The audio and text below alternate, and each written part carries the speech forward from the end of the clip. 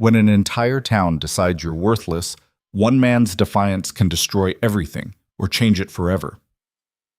In 1880s Wyoming territory, Mei Lin Zhao walked into Red Hollow's finest mercantile and became the target of brutal public humiliation. The daughter of Chinese railroad workers, she represented everything the town's elite despised.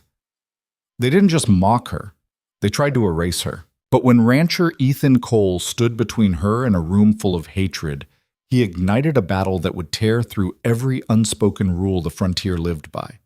If you want to see how far courage can travel against cruelty, stay until the end.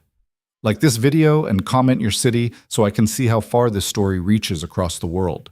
The bell above Harrison's mercantile door rang sharp in the late afternoon quiet, and Mei Lin Zhao felt every eye in the room lock onto her before she'd taken 3 steps inside. She'd known it would be like this. It always was. The store smelled of leather and tobacco, wood polish, and something sweeter. Imported tea, maybe, or expensive soap. Things she couldn't afford. Things she had no business being near, according to the women now staring at her from beside the fabric display. Mei Lin kept her eyes down and her basket close. She needed thread, that was all. Just thread to repair the work shirts that kept her father warm during the cold nights when his cough wouldn't let him sleep. She'd walked the 3 miles from their failing orchard on the edge of town because the general store closer to home had stopped extending credit 2 months ago. "Well," the voice came from near the counter, high and sharp. "I suppose they let anyone in these days." Mei Lin didn't look up. She moved toward the thread display along the far wall, her worn boots silent on the wood floor. The dress she wore had been her mother's once, stitched together from scraps after the railroad camp burned down 6 years ago. She'd let out the seams twice since then, careful with every stitch because there was no money for new fabric. "Margaret, honestly," another woman's voice, older, "it's unseemly." "What's unseemly is having to shop in the same establishment as Mrs. Harrison allows it," the older woman interrupted, "though I can't imagine why." Mei Lin's fingers found the spool of black thread she needed. The price tag made her stomach clench. 15 cents. She had exactly 15 cents in her pocket, money earned from selling 2 dozen eggs at the boarding house on the north end of town. That meant no salt, no lamp oil, just thread. She turned toward the counter and immediately regretted it. 4 women stood between her and Mr. Harrison, who was arranging bolts of calico behind the register. All 4 wore dresses that cost more than Mei Lin's family earned in half a year. Silk, velvet trim, pearl buttons. They looked at her the way someone might look at mud tracked across a clean floor. "Excuse me," Mei Lin said quietly. None of them moved. "I need to—" She stopped. Tried again. "Please, I need to pay." The youngest woman, blonde, maybe 20, with a face like a china doll, actually laughed. "Did you hear that? She thinks we're going to step aside for her." "Elizabeth, don't be cruel." This from a woman in dark green silk, though her smile suggested she found the whole situation amusing. Perhaps she doesn't understand how things work here. Mei Lin's face burned. She understood perfectly. She'd understood since the first day her father brought her to Red Hollow, 7 years ago, after her mother died and the railroad stopped hiring Chinese workers. She'd understood every time someone crossed the street to avoid her. Every time a shopkeeper watched her hands like she might steal something. Every time children threw rocks and called her names, she'd learned not to translate for her father. "I have money," she said, hating how small her voice sounded. "I just need to pay for this thread." "Money?" The blonde woman, Elizabeth, raised one perfect eyebrow. "What kind of money? I didn't know your people used real currency." The other women laughed. Not loud, not cruel enough to draw Mr. Harrison's attention, just enough to let Mei Lin know exactly where she stood. "Move aside, Elizabeth." The voice came from behind them all, near the door. Male. Rough-edged, but controlled. "Unless you're planning to buy out the whole damn store, you're in the lady's way." The laughter died. Mei Lin looked up despite herself and saw a man she recognized but had never spoken to. Ethan Cole. Everyone in Red Hollow knew who Ethan Cole was. Owned the largest ranch in 3 counties, ran cattle from here to the Montana border, and had a reputation for being fair but hard. He stood just inside the doorway, hat in his hands, dressed in work clothes that had seen better days, dust on his boots, sun-weathered skin. Maybe 35, though it was hard to tell with men who spent their lives outdoors. Elizabeth's smile turned cold. Mr. Cole, I didn't realize you were so concerned with common courtesy? Ethan moved forward, and the women shifted without seeming to realize they were doing it. Pretty sure my mother raised me to let folks conduct their business without harassment. We weren't, Elizabeth started. Yeah, you were. Ethan looked directly at Mei Lin, and she almost stepped back from the intensity in his eyes. They were gray, like storm clouds. Ma'am, you needed to pay for something? Mei Lin clutched the thread spool so hard the edges cut into her palm. Yes. Then let's get you taken care of. He gestured toward the counter, and somehow the wall of silk and judgment parted. Mei Lin walked forward on legs that felt like they might give out. Mr. Harrison looked deeply uncomfortable, his mustache twitching as he glanced between her and the women now watching with expressions that ranged from shock to poorly concealed fury. Just this, Mei Lin said, setting the thread on the counter. 15 cents. Mr. Harrison's voice was neutral, careful. He took her coins without meeting her eyes and made change she didn't need. Thank you, Mei Lin whispered. She turned to leave and found Ethan Cole still standing there, still watching the women who had humiliated her. Ladies. He nodded once, put his hat back on, and held the door open for Mei Lin. She walked out into the late afternoon sun and kept walking down the wooden sidewalk, past the bank and the telegraph office, and the restaurant where she'd never be allowed to eat. She didn't look back, didn't stop, didn't let herself think about what had just happened until she was 3 blocks away and the mercantile was out of sight. Only then did she hear the footsteps behind her. Ma'am? Miss? She turned. Ethan Cole stood 10 feet back, still holding his hat, looking for all the world like he'd just done the most ordinary thing in the world instead of standing up to some of the wealthiest women in the territory. I'm sorry, Mei Lin said automatically, though she wasn't sure what she was apologizing for. I didn't mean to cause trouble. You didn't cause anything? Ethan moved closer, and Mei Lin forced herself not to back away. Those women caused trouble all on their own. I just didn't see any reason to let them get away with it. You didn't have to do that. No, I suppose I didn't. He studied her face, and Mei Lin wondered what he saw. A Chinese woman in a patched dress? Someone foreign and strange. Someone who didn't belong? But seeing as how I did, maybe you could tell me your name. Mei Lin? Mei Lin Zhao? Ethan Cole. He shifted his hat from one hand to the other. You live out past the Miller property, near the old Peterson orchard? Mei Lin blinked. How did you? Small town. Word travels. He glanced back toward the mercantile, and his jaw tightened. I've seen you at the market sometimes. You sell eggs? When we have extra. Which wasn't often lately, but she didn't say that. And herbs? I've seen bundles of dried things at your stand. My father knows traditional medicine, Chinese remedies. Mei Lin waited for the dismissal, the polite suggestion that real medicine came from real doctors, not foreign herbalists selling dried plants. Instead, Ethan nodded slowly. I've heard those work better than half the stuff Doc Peterson prescribes. Had a hand last year who swore by some kind of root tea for his bad knee. Worked better than the laudanum. Mei Lin didn't know what to say to that. In 7 years, exactly 3 people in Red Hollow had asked about her father's medicine with actual interest instead of contempt. This made 4. You grow the herbs yourself? Ethan asked. Some. Others grow wild in the hills. My father taught me which ones to gather.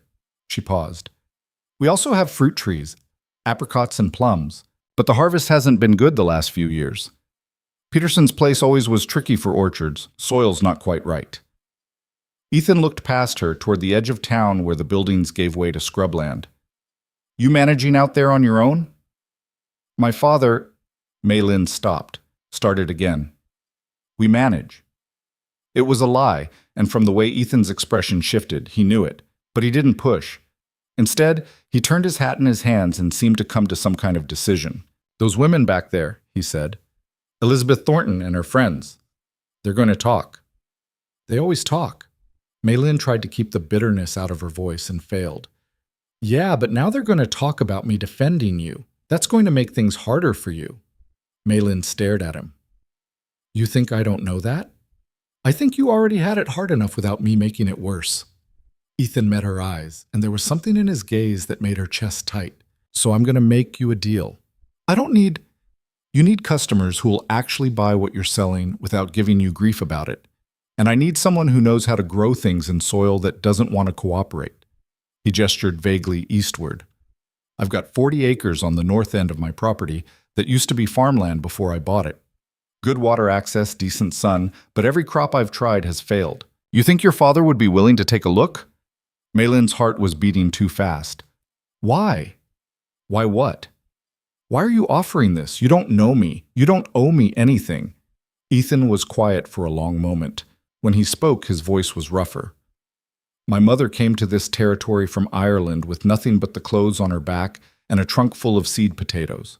People treated her like dirt because her accent was wrong and her religion was wrong, and she didn't know the right people. She died 10 years ago, still fighting to make people see she was worth something. He put his hat on, tugged it low. I got no patience for folks who think where you came from matters more than what you can do. Maylin couldn't breathe, couldn't think.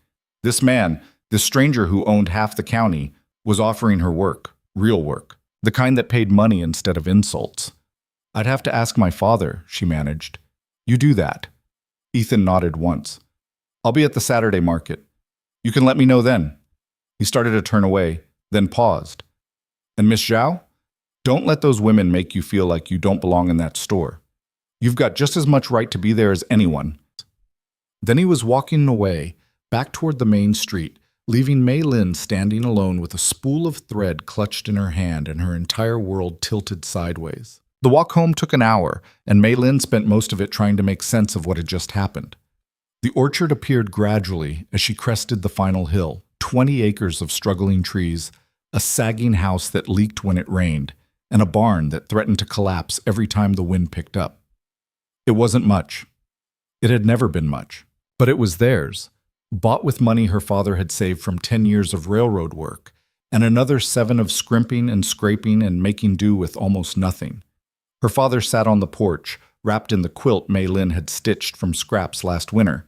He was thinner than he'd been a year ago, his cough worse. 63 years old and looking older every day. Bah. Maylin climbed the steps and sat beside him. I got the thread. Good. His voice was rough, worn down by years of breathing rock dust and coal smoke in the railroad camps. That's good. Maylin pulled the spool from her pocket and set it between them. Then she told him about the mercantile, about the women, about Ethan Cole.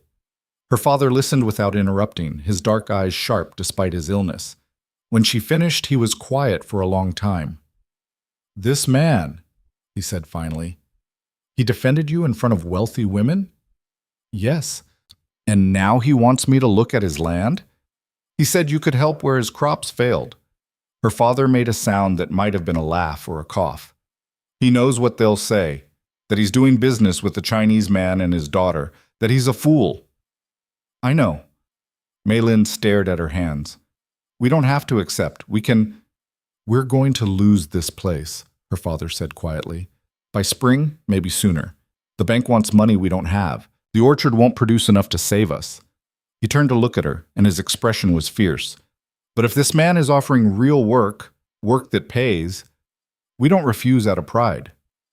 What if it makes things worse? Worse than losing everything? Her father shook his head. Your mother used to say that sometimes the only way forward is through the thing that scares you most. This scares you. Maylin thought about Ethan Cole's gray eyes, the way he'd stood between her and those women like it was the most natural thing in the world, the way the whole town would talk about it by morning. Yes, she whispered.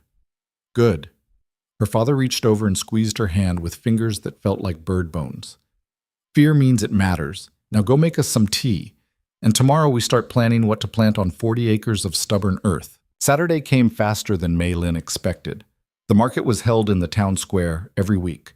Farmers and ranchers and craftspeople selling everything from fresh vegetables to hand-forged tools. Maylin and her father had been coming for 3 years, ever since they'd had enough extra eggs and herbs to make it worth the walk into town. Their stand was at the far end, away from the main vendors, away from the people who didn't want to stand too close to the Chinese herbalist and his daughter. Maylin arranged bundles of dried lavender and sage, while her father set out the small ceramic jars of salve he'd made from beeswax and chamomile. They had 24 eggs today, a good week, and a basket of the small, slightly misshapen apricots their orchard still managed to produce. "He'll come," her father said, seeing her glance toward the main road for the third time in as many minutes. "I'm not—" "You're watching for him. It's fine. I'm watching too." Maylin looked at her father and saw the ghost of a smile on his worn face. Before she could respond, she heard voices rising from the other end of the market. Elizabeth Thornton stood near the baker's stand, surrounded by the same women who'd been at the mercantile. They weren't looking at bread. They were looking directly at Maylin, and they weren't bothering to lower their voices. "Absolutely shameful," Elizabeth was saying. "Ethan Cole defending that woman like she was some kind of lady."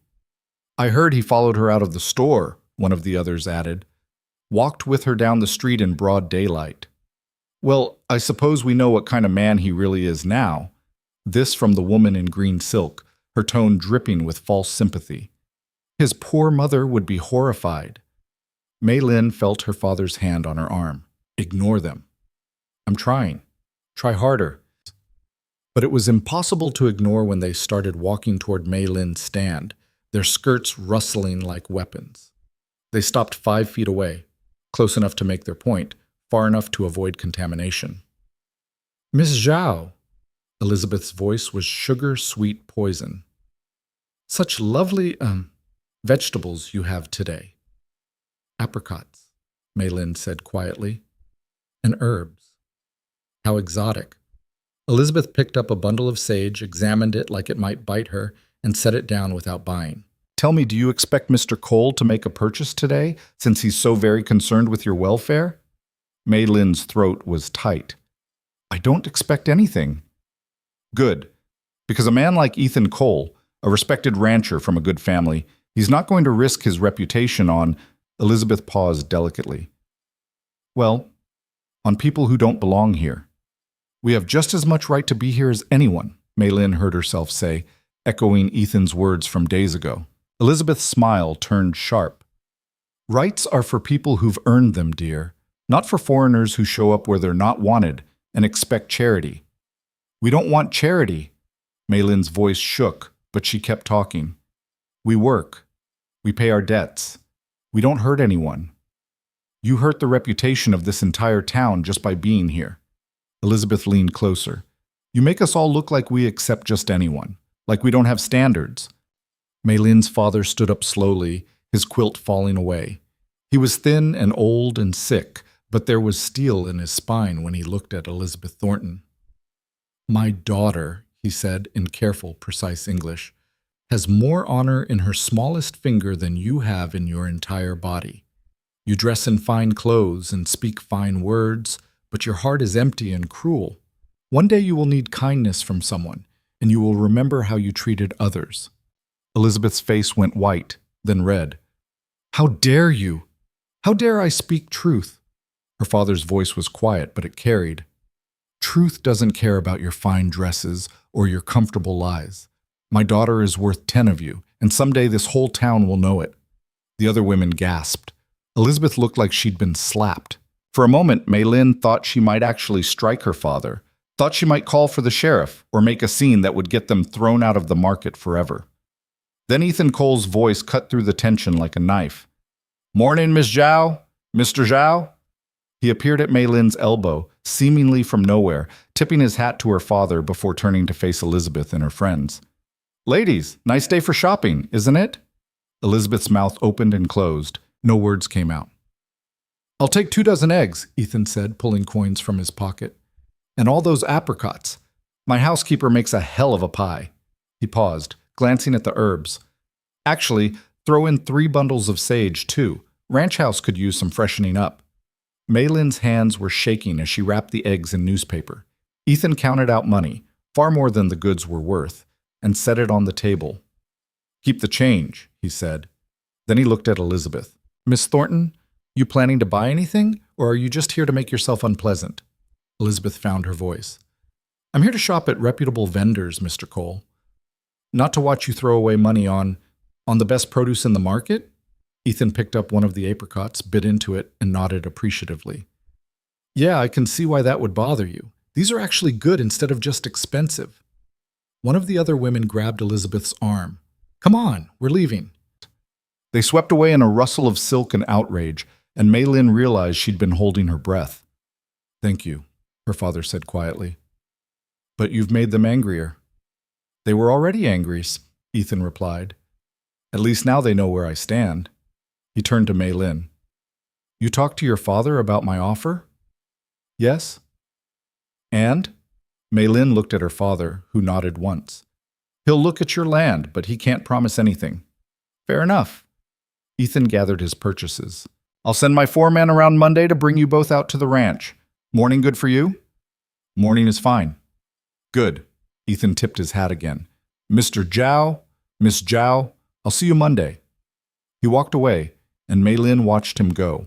Watched the way people parted to let him through, the way men nodded respectfully and women smiled at him. He belonged here in a way she never would, and yet he'd stood in front of Elizabeth Thornton and chosen Mei Lin's side anyway. That man, her father said softly, is either very brave or very foolish. Maybe both. Maybe. Her father wrapped his quilt tighter and sat back down. But he's given us a chance. That's more than anyone else has done. Mei Lin picked up the money Ethan had left, nearly $3 for goods worth maybe 75 cents, and felt something unfamiliar bloom in her chest. Hope. Dangerous, fragile, terrifying hope. Monday morning arrived cold and clear. Mei Lin woke before dawn to help her father prepare. He moved slower than usual. His breathing labored, but his eyes were sharp as he gathered the small tools he'd need to test soil and examine roots. You're sure you're well enough? Mei Lin asked for the third time. I'm sure I need to do this while I still can. Her father's voice was firm. Stop fussing. The foreman arrived just after sunrise, a weathered man named Tom who treated them with careful politeness and didn't stare at Mei Lin's face the way most white men did. The wagon ride to Cole Ranch took 40 minutes over rough roads, and Mei Lin spent the whole journey trying not to think about what would happen if her father couldn't deliver on Ethan's expectations. The ranch itself was bigger than she'd imagined. Pastures stretched to the horizon, full of cattle that looked fat and healthy. The house was 2 stories, freshly painted, with a wide porch and real glass windows. Barns and outbuildings clustered nearby, all in good repair. Ethan met them at the main house, dressed in work clothes and looking like he hadn't slept well. Mr. Zhao. Miss Zhao. Thanks for coming. He shook her father's hand carefully, then gestured north. The land I'm talking about is about a mile that way. We can ride, or if you'd rather walk, we walk, her father said. I need to see the land properly. So they walked. The 40 acres Ethan led them to sat in a slight depression, with a creek running along the eastern border and hills rising to the west. The soil looked rich and dark, but Mei Lin could see evidence of failed crops everywhere. Withered corn stalks from last season, bare patches where nothing would grow. Her father knelt in the dirt, running it through his fingers. He walked the entire perimeter, stopping every few yards to dig a small hole or examine the root systems of wild plants. Ethan and Mei Lin followed in Tiamoans, not interrupting. An hour passed, then another. Finally, her father straightened up and looked at Ethan. You have a water problem, he said. Not too much. Too little in the wrong places, too much in others. The creek floods in spring and starves the land in summer. And your soil, it's good, but it's tired. You've been planting the same things over and over, yes? Corn and wheat mostly, Ethan admitted. Same as my neighbors. Same mistakes as your neighbors. Her father pointed to the western hills. You need to redirect water, build small channels to carry spring flood to dry areas, and you need to plant different things, things that feed the soil instead of depleting it. Legumes first, then rotate crops. Mix plants that help each other. How long would that take? 3 years to restore the land properly, but you could have productive crops by next summer if you start now. Ethan rubbed his jaw. What would you plant? Mei Lin's father smiled, the first real smile she'd seen from him in weeks. First, we plant clover and vetch to fix nitrogen in the soil. In between, we plant squash and beans. These grow fast, produce food, and make the earth stronger. Then in autumn, we plant winter wheat in rotation with legumes. By next spring, this land will be ready for anything. And you know how to do all that? I've been farming since before you were born, Mr. Cole. In China, in railroad camps, in places where the earth fought back harder than here. Her father's voice was quiet, but certain. I can make this land produce. The question is whether you trust me enough to let me try. Ethan didn't hesitate. I trust you. What do you need? Seed, tools, time to work. Her father paused. And payment that doesn't depend on success. I'm a sick man, Mr. Cole. If I die before the harvest, my daughter needs to know she'll still eat. Fair enough. Ethan looked at Mei Lin. Can you help him? Do you know this kind of farming? My father taught me everything he knows, Mei Lin said. If he can't work, I can. Then here's my offer. Ethan's voice was businesslike now, all rancher. I'll pay you both a wage, $5 a week to start. More if the crops come in like you say they will. You can use whatever you need from the ranch stores, seed, fertilizer, tools, and if this works, if you can turn this land around, I'll give you 10% of whatever profit it generates. Mei Lin's father stared. That's very generous. That's fair, Ethan corrected. You're bringing knowledge I don't have. That's worth paying for. People will talk, Mei Lin said quietly. They already are. Let them. Ethan looked at her directly. I'm not asking you to be grateful or humble or any of that nonsense. I'm asking you to work for honest pay doing honest labor. That's all. Mei Lin felt something in her chest crack open. Then, yes, we'll do it. Good. Ethan extended his hand to her father again, and this time it was a real handshake, the kind that sealed deals and built futures. When can you start? Her father glanced at Mei Lin, and she saw the exhaustion in his eyes despite his enthusiasm. We need to prepare our own land for winter first. 2 weeks? 2 weeks is fine. Ethan nodded. I'll have Tom bring you whatever supplies you need to get started. They walked back to the ranch house in the late morning sun, and Mei Lin felt the weight of Elizabeth Thornton's words pressing down on her. People who don't belong here. But Ethan Cole was offering them work, real work, fairly paid. He was treating her father like an expert instead of a foreigner. He was giving them a chance when no one else would. Maybe belonging wasn't about where you came from. Maybe it was about who was willing to stand beside you when the whole world wanted you gone. The 2 weeks before they started work at Cole Ranch passed in a blur of preparation and worry. Mei Lin spent her days trying to make their own failing orchard ready for winter, while watching her father's health deteriorate with every cold morning. His cough had gotten worse, rattling deep in his chest like stones in a tin can. You need to see the doctor, Mei Lin said on the 4th morning, watching him struggle to catch his breath after walking from the house to the barn. We don't have money for doctors. Her father waved her off and kept moving, stubborn as ever. Besides, what's he going to tell me? That I'm old and sick? I already know that. But I'll rest when we've finished at the ranch, when we've earned enough to pay the bank and keep this place through spring. He turned to look at her, and his eyes were fierce despite the exhaustion in every line of his face. That man is giving us a chance.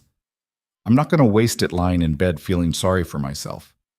So Mei Lin stopped arguing and started worrying in silence instead. The gossip started before they'd even set foot on Cole Ranch as employees. Mei Lin heard it at the market, in whispered conversations that stopped when she got too close. She saw it in the way people looked at her, not just with the usual contempt, but with something sharper. Satisfaction, maybe. Like they'd been proven right about something. On the Wednesday, before they were supposed to start work, Mei Lin went into town for supplies and found Elizabeth Thornton holding court outside the post office, surrounded by half a dozen women in expensive dresses. Absolutely scandalous, Elizabeth was saying, loud enough to carry across the street. Ethan Cole hiring Chinese laborers to work his best land. Next thing you know, he'll be inviting them to sit at his dinner table. The women around her laughed, and Mei Lin felt her face burn. She tried to walk past without acknowledging them, but Elizabeth's voice followed her. Miss Zhao, how fortunate to run into you. Mei Lin stopped, turned. Elizabeth's smile was all teeth and no warmth. I wanted to congratulate you, Elizabeth said, on your new employment. It must be such a relief to finally have legitimate work instead of selling wilted vegetables to people who pity you. Nobody pities us, Mei Lin said quietly. They just don't want to buy from us. Well, can you blame them? Food handled by... Elizabeth paused delicately. Foreign hands. One can never be too careful about cleanliness. One of the other women giggled. Mei Lin's hands clenched into fists at her sides, nails digging into her palms hard enough to hurt. Mr. Cole doesn't seem concerned, Mei Lin heard herself say. Mr. Cole is making a mistake. Elizabeth's voice turned cold. He's risking his reputation and his business relationships for, what, cheap labor he could get from any number of white families who actually need the work? Maybe he hired us because we know what we're doing. Or maybe... Elizabeth stepped closer, lowering her voice so only Mei Lin could hear. Maybe he has other reasons for keeping you close. Reasons that have nothing to do with farming. The implication hit Mei Lin like a slap. Heat flooded her face, followed immediately by ice-cold rage. How dare you? Oh, I dare plenty. Elizabeth's smile widened. You think people haven't noticed? The way he looks at you? The way he defended you in public, followed you out of the mercantile, sought you out at the market? Men don't do that for just any woman, especially not for, well, for your kind. Mei Lin couldn't breathe, couldn't think past the roaring in her ears. You're lying, she whispered. Am I? Elizabeth tilted her head. Ask yourself why a wealthy rancher would hire a sick old Chinese man and his daughter when he could have anyone. Ask yourself what he really wants from you, and then ask yourself what happens when he gets it and decides he's done. Mei Lin turned and walked away before Elizabeth could say anything else. She made it 2 blocks before her legs gave out and she had to sit down on a bench outside the empty schoolhouse, shaking so hard her teeth chattered. Elizabeth's words kept circling in her head, poisonous and impossible to ignore. What he really wants from you. No. Ethan Cole wasn't like that. He'd been respectful, professional, fair. He'd treated her father with genuine respect and offered honest work for honest pay. He wasn't. He wouldn't. But what if Elizabeth was right? What if Mei Lin had been so desperate for kindness that she'd mistaken something predatory for something good? She sat there until the shaking stopped, then walked home in the gathering dusk and didn't tell her father what Elizabeth had said. That night, she barely slept. The next morning, Tom arrived with a wagon full of supplies. Seed bags, hand tools, a new shovel that still had the price tag attached. Her father examined everything with quiet satisfaction, while Mei Lin tried to ignore the knot of anxiety in her stomach. This is good quality, her father said, running his hands over a packet of clover seed. Mr. Cole didn't cheap out. Bah! Mei Lin's voice came out smaller than she intended. Are we doing the right thing? Her father looked up sharply. What do you mean? People are talking, saying... She stopped, started again. Saying bad things. About why Mr. Cole hired us. People always talk. Her father set down the seed and moved to sit beside her on the porch steps. What are they saying specifically? Mei Lin told him. All of it. Elizabeth's implications, her poisonous suggestions, the way she'd made something professional sound sordid and wrong. When she finished, her father was quiet for a long time. Do you believe her? He asked finally. I don't know. I don't want to, but you're scared. Her father put a thin arm around her shoulders. I understand. When you've been treated like dirt for so long, it's hard to believe someone might genuinely want to help. You keep waiting for the trap. What if there is a trap? Then we'll deal with it. Her father's voice was firm. But Mei Lin, I've lived 6 decades on this earth. I've worked for good men and bad men, honest men and cheats. Ethan Cole, he paused. That man looks you in the eye when he speaks. He keeps his word. He doesn't make promises he can't deliver. Those are the signs of an honest person. Elizabeth said men don't defend women like me unless they want something. Elizabeth Thornton is a spoiled child who's never been told no in her entire life. Her father's voice hardened. She's angry because Ethan Cole chose to stand with us instead of with her, so she's trying to poison the well. Don't let her. Mei Lin wanted to believe him, needed to believe him, but Elizabeth's words had burrowed under her skin like thorns. What if I'm wrong? She whispered. What if we go to work at that ranch and everything falls apart? Then we'll still be in the same position we're in now, broke and struggling. Her father squeezed her shoulder. But at least we'll have tried. At least we won't wonder what might have been. The Monday they started work at Cole Ranch dawned cold and gray, with the smell of coming snow in the air. Mei Lin dressed in her most practical clothes, Men's work pants her father had altered to fit her, a heavy shirt, boots that were more patched than original leather. Her father moved slowly, his breath coming in shallow gasps, but he refused to stay home. Tom picked them up just after sunrise. The ride to the ranch was silent except for the creak of wagon wheels and her father's occasional cough. Ethan met them at the barn, dressed for work and looking tired. Dark circles under his eyes suggested he wasn't sleeping well either. "Morning," he said, nodding to them both. "You ready to get started?" "Yes," Maylin's father said. Then, more quietly, "Mr. Cole, I need to ask you something." "All right. Why did you really hire us?" Ethan blinked. "I told you why. You've got knowledge I need." "That's not what people are saying in town." Her father's voice was careful, controlled. "They're saying you have other reasons that have nothing to do with farming." Understanding dawned in Ethan's eyes, followed quickly by anger. "Let me guess. Elizabeth Thornton's been spreading rumors." "Among others." "Jesus." Ethan scrubbed a hand over his face. "Look, I'm going to be straight with you. I hired you because you know how to make difficult land productive, and I don't. That's it. That's the only reason. Anyone saying different is either lying or trying to cause trouble." "People will keep talking," Maylin said quietly. "It's going to get worse." "Probably." Ethan looked at her directly. "Does that change anything for you?" Maylin thought about Elizabeth's poison words, about the trap she kept waiting to spring shut. Then she thought about her father's faith in Ethan's honesty, about the fair wage and the genuine respect and the chance to prove what they could do. "No," she said, "it doesn't change anything." "Good." Ethan's expression softened slightly. "Then let's go look at that land and figure out where to start." They spent the morning walking the 40 acres, with Maylin's father pointing out where to dig irrigation channels and which sections to plant first. Ethan listened carefully, asked smart questions, and didn't once treat her father like he was stupid or foreign or beneath notice. By midday, they had a plan. By mid-afternoon, they were working, Ethan and Maylin digging channels, while her father directed from a seat on an overturned bucket, his breathing too labored for physical work. "More to the left," he called out in Chinese, and Maylin adjusted her angle without thinking. "What's he saying?"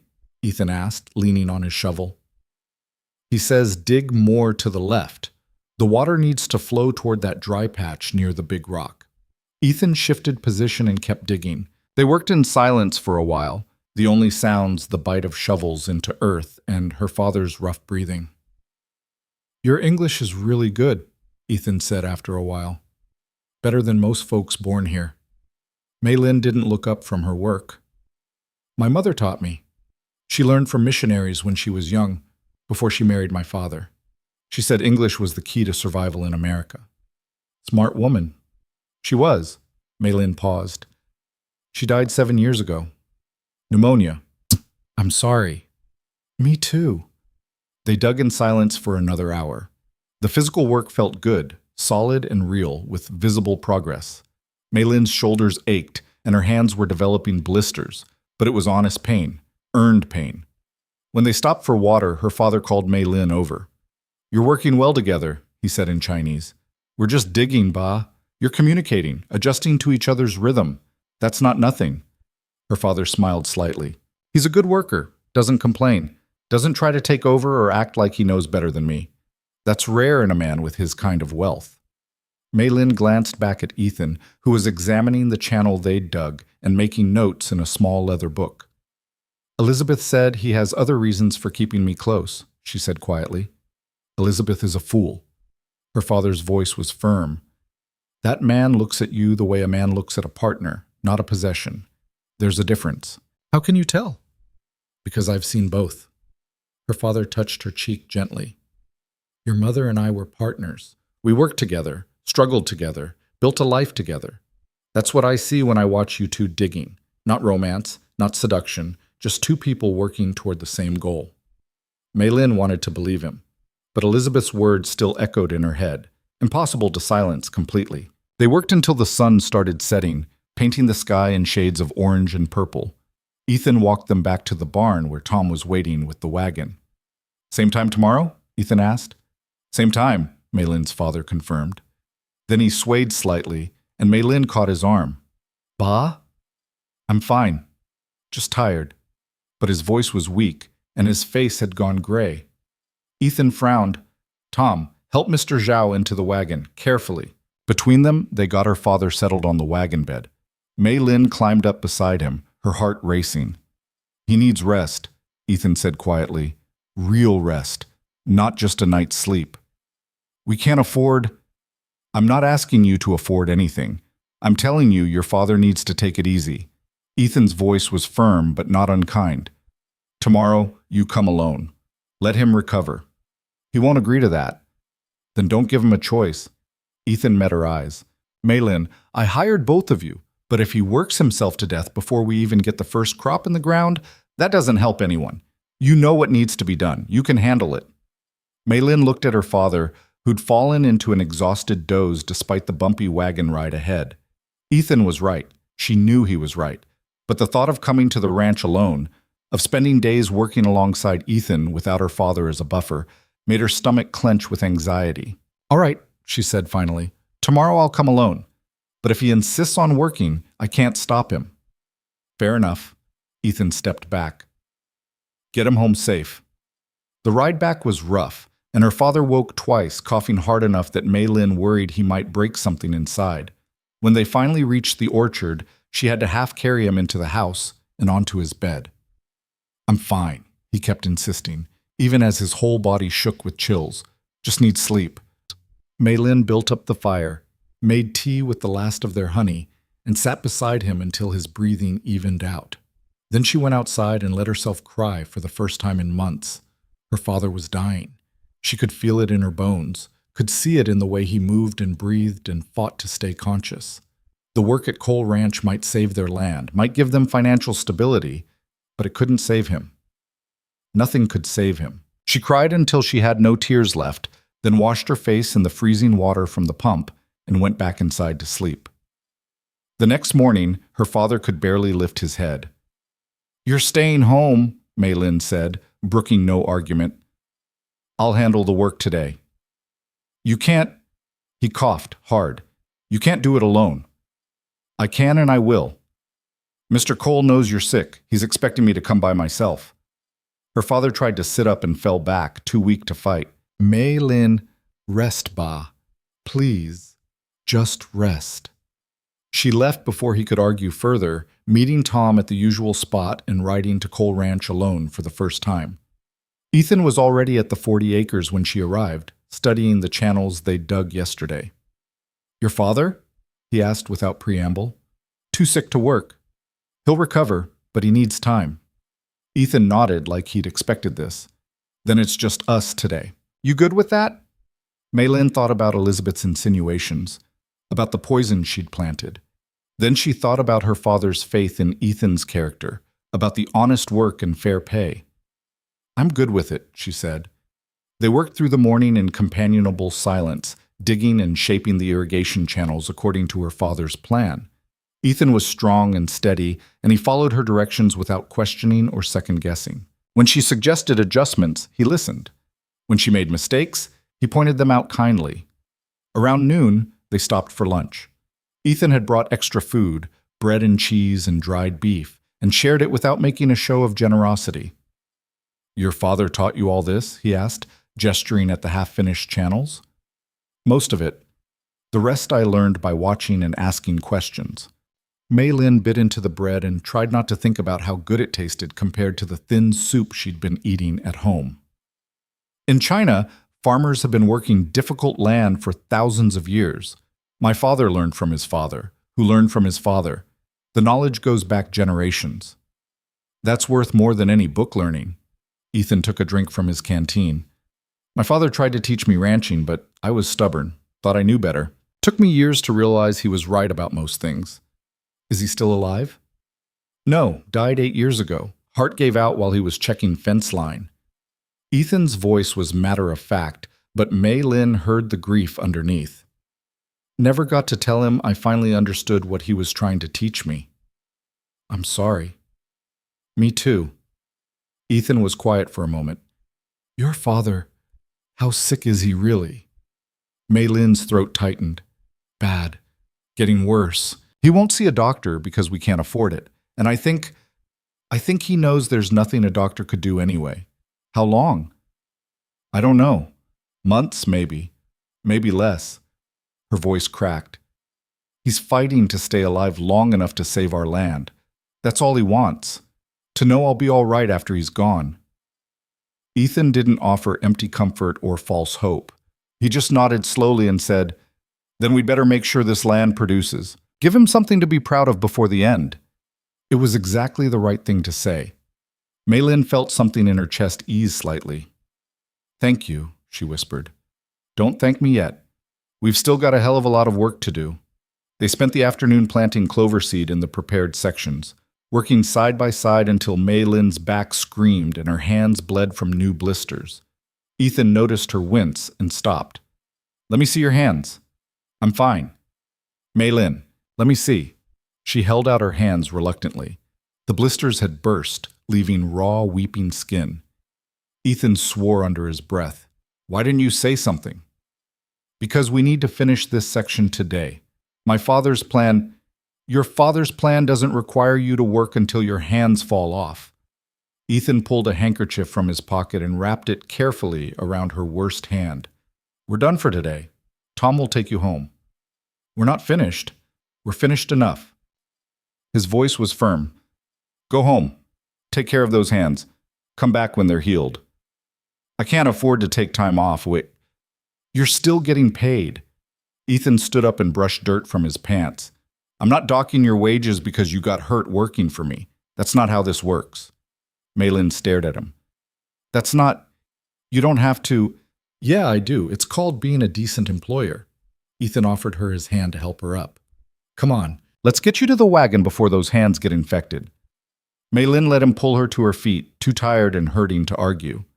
As they walked back toward the barn, she tried to reconcile this man, this genuinely kind, fair, honorable man, with the predator Elizabeth had described. It didn't fit. Nothing about Ethan Cole fit Elizabeth's poison story. "Can I ask you something?" Maylin said as they reached the barn. "Sure."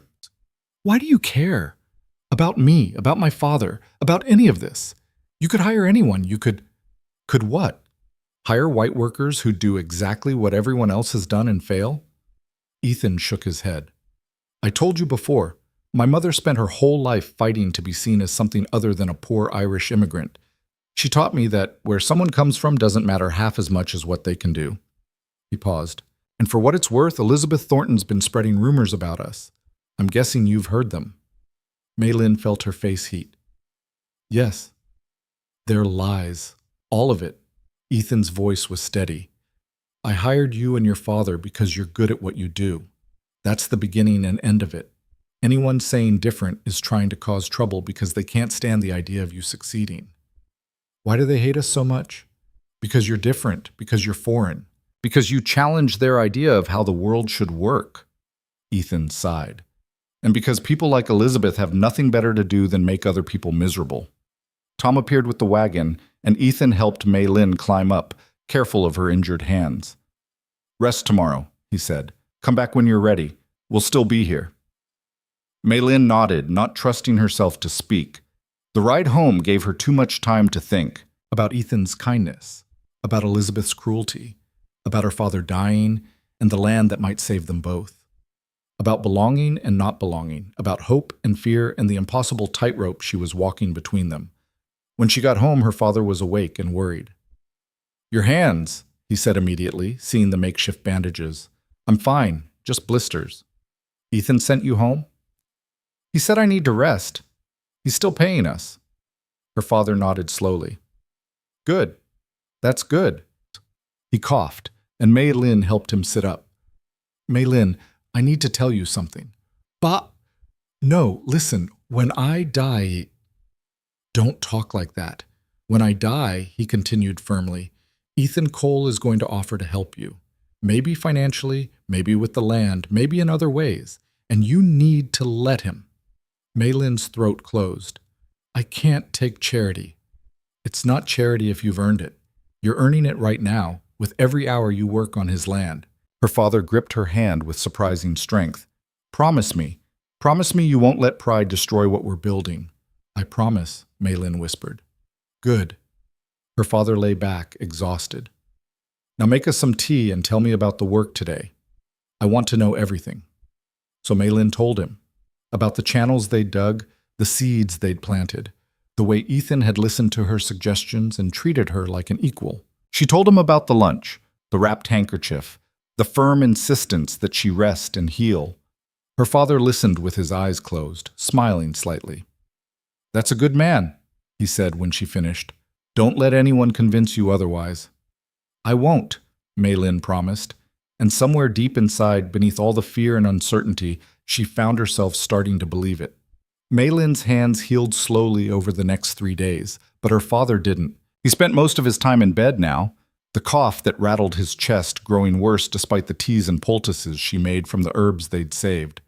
On the 4th morning, when she tried to wake him for breakfast, he could barely open his eyes. I'm going for the doctor, Mei Lin said, fear making her voice sharp. No money, her father whispered. I don't care about money. Mei Lin, but she was already out the door, running toward town in the pre-dawn darkness. The doctor lived above his office on Main Street, and Mei Lin pounded on his door until a light appeared in the upstairs window. Dr. Peterson was a thin man in his 50s with kind eyes and a perpetual look of exhaustion. He opened the door in his nightshirt, took one look at Mei Lin's face, and said, How bad? He can't breathe right, can't stay awake. He's burning up. The words tumbled out. Please, I know we don't have money, but get my bag from the office. Black leather, on the desk. Dr. Peterson was already heading back upstairs. I'll get dressed and meet you at your wagon. Mei Lin didn't have a wagon. She'd run the whole way. But she grabbed the bag and waited, trying not to think about what she'd find when they got back to the orchard. Dr. Peterson came down 5 minutes later, fully dressed and carrying a smaller bag of his own. Where's your transport? I don't have any. I ran. The doctor swore under his breath. Wait here. He disappeared around the back of the building and returned leading a saddled horse. Climb up behind me. Hold tight. The ride back took 15 minutes that felt like hours.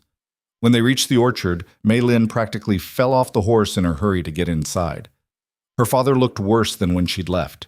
His skin had a gray cast to it, and his breathing came in shallow, painful gasps. Dr. Peterson knelt beside the bed and began his examination in silence. He listened to her father's chest, checked his pulse, looked at his tongue and eyes. When he finally sat back, his expression was grim. Pneumonia, he said quietly. Advanced. He should be in a hospital. We can't afford... I know. Dr. Peterson pulled bottles and packets from his bag. I'm going to do what I can here, but Miss Zhao, you need to understand... He's dying. Mei Lin's voice came out flat. I know. He knows. We've known for months. The doctor's face softened. I'm sorry. If he'd come to me sooner, we couldn't afford it sooner either. Mei Lin sat down hard on the floor beside her father's bed. How long? Days. Maybe a week if we're lucky and the medicine helps. Dr. Peterson began laying out bottles. I'm going to leave you laudanum for the pain and some powders to help with the fever and cough. But mostly, he paused, mostly just keep him comfortable, let him rest. Don't let him try to work. He'll fight that. Then you'll have to fight harder. Dr. Peterson stood up and reached for his coat. I'll come back tomorrow to check on him. And Miss Zhao, don't worry about payment. Your father treated my wife's arthritis last year with some kind of root tea when nothing I prescribed would help. We'll call it even. Mei Lin couldn't speak past the lump in her throat. She just nodded. After the doctor left, she sat beside her father and watched him sleep. The laudanum had eased some of the pain, but his breathing was still labored, still wrong. I'm sorry, Ba, she whispered in Chinese. I'm sorry I can't fix this. His eyes opened slightly. Not your job to fix, he rasped. Your job is to survive after I'm gone. Don't talk like that. Mei Lin. His hand found hers, weak but insistent. The work at Cole Ranch. You have to finish it. Promise me. I can't do it alone. Yes, you can. You know everything I know. You're stronger than you think. He coughed, and blood flecked his lips. Promise me you'll finish what we started. Promise me you won't give up on the land. I promise, Maylin said, tears streaming down her face. Good girl. Her father's eyes drifted closed again. Good girl. Tom appeared at noon with a wagon full of supplies and a message from Ethan asking how her hands were healing. When he saw her father, his weathered face went pale. Jesus, Miss Zhao, how long has he been like this? He got bad last night. The doctor came this morning. Maylin wiped her eyes roughly. He says there's not much time. Tom removed his hat and turned it in his hands, looking uncomfortable. Does Mr. Cole know? No, I was going to come back to work once my hands healed, but I'll tell him. He'll want to know. Tom hesitated. Is there anything you need? Anything I can bring from town? Maylin thought about the empty cupboards, the dwindling firewood, the long list of things they couldn't afford. No, we're fine. Tom gave her a look that said he knew she was lying but wouldn't push. I'll be back tomorrow with more supplies. And Miss Zhao? Mr. Cole? He's a good man. He'll help if you let him. After Tom left, Maylin sat with her father through the afternoon and into the evening. He woke occasionally, disoriented and feverish, calling for her mother in Chinese. Maylin held his hand and sang the songs her mother used to sing, trying to bring him comfort in his confusion. Around midnight, someone knocked on the door. Maylin opened it to find Ethan standing on her porch, hat in his hands, looking unsure of his welcome. Tom told me, he said without preamble, about your father. I wanted to... He stopped, started again. Can I come in? Maylin stepped aside wordlessly. Ethan followed her into the small main room and stopped when he saw her father on the bed in the corner. The old man looked impossibly fragile in the lamplight, his breathing audible even from across the room. How bad? Ethan asked quietly. Days, maybe a week. Maylin's voice cracked. The doctor did what he could, but I'm sorry. Ethan turned his hat in his hands, the gesture so similar to Tom's that Maylin almost laughed. I know that doesn't help, but I am. Thank you. They stood in awkward silence for a moment. Then Ethan said, I brought some things. Left them on the porch. Food mostly. Some firewood. Tom said you might need... He stopped when he saw Maylin's face crumple. I can't pay you back, she whispered. Not now. Maybe not ever. We're barely holding on as it is. And when he dies... I'm not asking you to pay me back. Ethan's voice was firm. I'm trying to help. Why? The word came out harsher than Maylin intended. Why do you keep helping us? What do you want? Ethan flinched like she'd slapped him. I don't want anything. Everyone wants something. Not from you. He met her eyes directly. Maylin, I know what people are saying. Elizabeth and her friends, they've been spreading poison all over town. But I swear to you, I would never... He stopped, frustrated. I'm trying to do the right thing here, that's all. Maylin wanted to believe him, but she was so tired, so scared, so overwhelmed by everything falling apart around her. The right thing would be to leave us alone, she said bitterly. Let us fail quietly without dragging you down with us. That's not happening. You don't understand. When my father dies, I'll lose this land. The bank will take it because we can't make the payments. And your 40 acres, I can't finish that work alone. You'll have wasted your money on us for nothing. Oh, first of all, you can finish the work. Your father taught you everything you need to know. Ethan's voice was calm, certain. Second, you're not losing this land. I can't pay the bank. How much do you owe? Maylin told him. The number was smaller than it should have been. Her father had been paying down the mortgage for 7 years, but it was still more money than she'd see in a lifetime of selling eggs and herbs. Ethan didn't even blink. I'll cover it. What? No, absolutely not. It's not charity. It's an advance on the profits from the 40 acres. Ethan pulled a folded paper from his pocket. I had my lawyer draw this up. It's a contract. You and your father finish converting my land, or just you if he... He stopped. If it's just you, you finish it. When the crops come in and we start making profit, you get your percentage like we agreed. I take my loan repayment out of your share until the debt is cleared. After that, it's straight profit split. Maylin stared at the paper like it might bite her. This is insane. It's business. You're risking everything on me, on someone you barely know, On a Chinese woman who half the town thinks is trying to seduce you. Her voice rose. What if I fail? What if the crops don't come in? What if they do? Ethan interrupted. What if you're just as good at this as your father?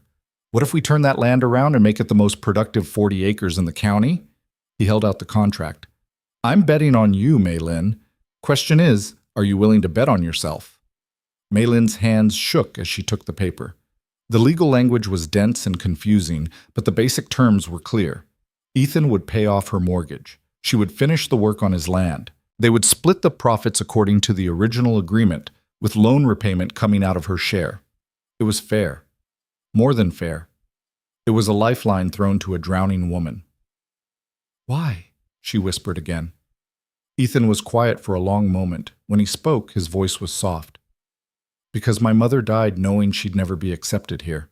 Knowing that no matter how hard she worked or how much she contributed, people would always see her as less than, as foreign, as not good enough. He looked at Mei Lin directly. I can't change what happened to her, but I can make damn sure it doesn't happen to you. Mei Lin's vision blurred with tears. I don't know what to say. Say you'll sign it. Say you'll finish what your father started. Ethan pulled a pen from his pocket. Say you'll prove to this whole damn town that they were wrong about you. From the bed in the corner came a weak voice. Sign it, daughter. Mei Lin spun around. Her father was awake, his eyes fever-bright but focused. Bah, you should rest. I'll rest when I'm dead. Her father coughed, harsh and wet. Right now I want to see you sign that paper. I want to know you'll be all right. But, no buts. That man is offering you a future. Take it. Her father's voice strengthened slightly. Mr. Cole, come here where I can see you. Ethan crossed to the bed and knelt beside it, bringing himself to eye level with the dying man. You're a good man, Mei Lin's father said in careful English. Better than most. My daughter, she's stubborn, proud.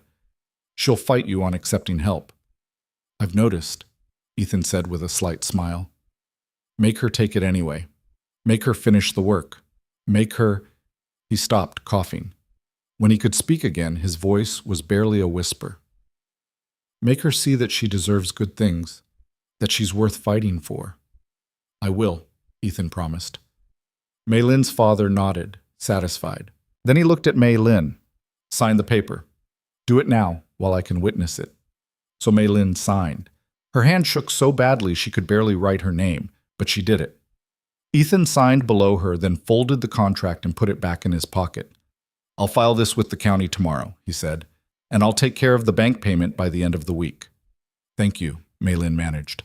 Don't thank me, just finish the work. Ethan stood up and nodded to her father. Mr. Zhao, it's been an honor knowing you. Her father smiled faintly. The honor was mine. Take care of my daughter. I will. After Ethan left, Mei Lin sat beside her father and cried until she had nothing left. He patted her hand weakly and said, You'll be all right. I know you will. I'm scared. Fear means you're alive, means you care. Her father's breathing grew more labored. Promise me one more thing. Anything. When I'm gone, build something good. Don't just survive. Build, create, make something that matters. His eyes drifted closed. Make me proud. You're already proud of me, Mei Lin whispered. Always, her father agreed. Always proud. He fell asleep then, and Mei Lin sat beside him through the long night, listening to his rattling breaths and trying to memorize every detail of his face. 3 days later, just before dawn, her father stopped breathing. Mei Lin sat with him for an hour after, holding his cold hand and singing the songs her mother used to sing. Then she washed his body according to Chinese custom, dressed him in his best clothes, and walked to town to arrange for burial. The undertaker was polite but distant, his prices higher than they should have been. Mei Lin paid without arguing, using money from the envelope Ethan had left on her porch along with the food and firewood. The funeral was small. Dr. Peterson came, and Tom, and a few of the people who'd bought her father's remedies over the years. Ethan stood at the back, hat in his hands, not intruding but present. Elizabeth Thornton and her friends didn't attend, but Mei Lin saw them watching from across the cemetery, their expressions a mix of satisfaction and contempt. After the burial, Mei Lin walked back to the empty orchard alone. The house felt cavernous without her father's presence, every corner echoing with his absence. She let herself cry for one night to grieve, to rage, to feel sorry for herself and the unfairness of everything. Then she got up, braided her hair, and walked to Cole Ranch to finish what they'd started. Ethan was waiting for her at the 40 acres, a shovel already in hand. "I'm sorry about your father," he said simply. "Thank you." Mei Lin took the second shovel he offered. "Where do we start?" They worked in silence for most of the morning, digging and planting according to her father's careful plans. Mei Lin moved mechanically at first, her grief a weight she carried in every motion. But gradually the physical work began to ease something in her chest. Around noon, Ethan stopped and said, "We need to talk about the winter." Mei Lin looked up. "What about it?" "It's coming fast. This land needs to be prepared before the first hard freeze, which means we've got maybe 3 weeks of good working weather left." He leaned on his shovel. "I can hire additional help if you need it, but your father's plan, it requires someone who knows what they're doing. That's you." "I can do it," Mei Lin said. "I know I can." "I believe you, but it's going to be hard work. Long days. You'll be exhausted." "I've been exhausted my whole life. This is no different." Mei Lin stabbed her shovel into the earth. "Besides, I made my father a promise. I'm going to keep it." Ethan nodded slowly. "All right, then here's what I'm proposing. You move into the workers' cabin on the ranch property for the next month. It's closer to the 40 acres, which means less time traveling and more time working. Plus," he hesitated, "plus it's warmer than your house and you won't be alone out there." Mei Lin's first instinct was to refuse, but she thought about the cold, empty orchard, about the long walk every morning, about her father's voice saying not to let pride destroy what they were building. "All right," she said, "but I'm still paying rent. The cabin's been empty for 2 years. You'd be doing me a favor by keeping it maintained." "Ethan, fine, $1 a month. Take it or leave it." It was so absurdly low that Mei Lin almost laughed. "You're impossible." "So I've been told." Ethan picked up his shovel again. "Come on, we've got a lot to finish before dark." They worked until the sun set. Then Ethan walked Mei Lin to the small cabin tucked behind the main barn. It was simple but solid. One room with a wood stove, a bed, a table, and 2 chairs. Clean and warm and infinitely better than facing the empty orchard house alone. "I'll have Tom bring your things tomorrow," Ethan said from the doorway. "And there's food in the pantry. Help yourself to whatever you need." "Thank you." Mei Lin stood in the middle of the cabin, feeling displaced and grateful in equal measure. For everything, the contract, the cabin, "You don't have to thank me every time I do something decent." Ethan's voice was gentle. "Just finish the work. That's thanks enough." After he left, Mei Lin sat at the small table and let herself feel the weight of everything that had happened. Her father was dead. She was alone. But she had a roof over her head, work to do, and a chance, however slim, to prove that she was worth more than the town of Red Hollow believed.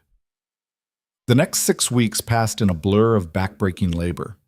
Mei Lin worked from sunup to sundown, preparing Ethan's land for winter according to her father's meticulous plans.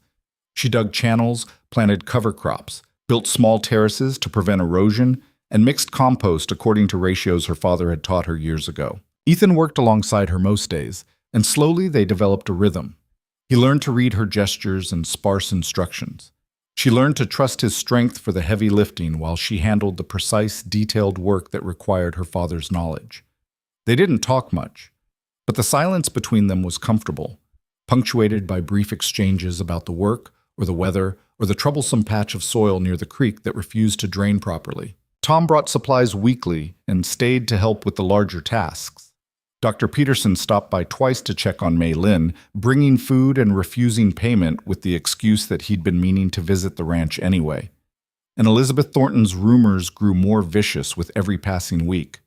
Mei Lin heard them secondhand from Tom, who looked uncomfortable relaying the gossip, but felt she should know what people were saying. "They're saying, Mr. Cole moved you onto his property," Tom said one afternoon, not meeting her eyes. "Saying that you're more than just an employee." Mei Lin's face burned. "Let them say it. Miss Zhao, I know what they think. I know what they want to believe, but I also know the truth.